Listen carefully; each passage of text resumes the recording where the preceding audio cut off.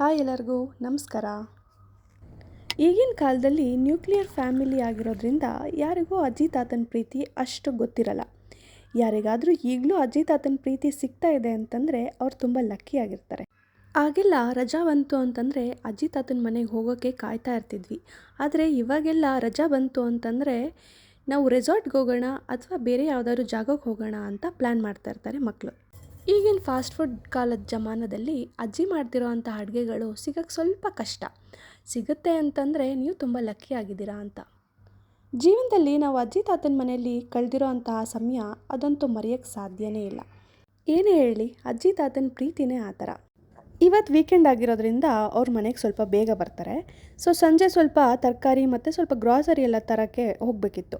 Beetroot ಒಂದಿತ್ತು. ಬೀಟ್ರೂಟಲ್ಲೇ ಏನಾದ್ರು breakfast ಮತ್ತು ಲಂಚ್ ಮಾಡಿ ಕಳಿಸೋಣ ಅಂತ ಮಧ್ಯಾಹ್ನಕ್ಕೆ ಚಪಾತಿ ಮತ್ತು ಬೀಟ್ರೂಟ್ ಪಲ್ಯ ಮಾಡಿದ್ದೀನಿ. ಬೆಳಗ್ಗೆ ತಿಂಡಿಗೆ ಬೀಟ್ರೂಟ್ ಹಾಕಿ ಬ್ರೆಡ್ ಟೋಸ್ಟ್ ಮಾಡಿ ಕಳಿಸ್ತಾ ಇದ್ದೀನಿ.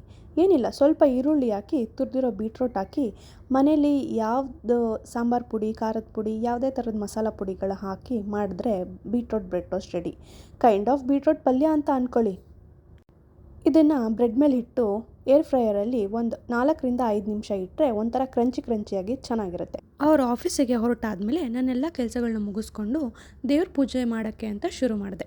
ಜೀವನ ಪೂರ್ತಿ ದೇವ್ರು ನಮ್ಮನ್ನು ಕಾಯ್ತಾ ಇರ್ತಾರೆ.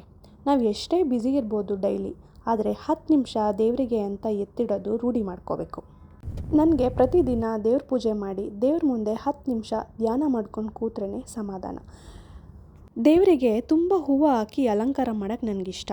ಆದರೆ ದುಬೈನಲ್ಲಿ ಹೂವನ್ನು ಚಿನ್ನ ನೋಡ್ಕೊತೀವಿ. ಯಾಕಂದರೆ ತುಂಬ ಕಾಸ್ಟ್ಲಿನೂ ಹೌದು, ಎಲ್ಲ ಥರ ಹೂವುಗಳು ಇಲ್ಲಿ ಸಿಗೋದಿಲ್ಲ.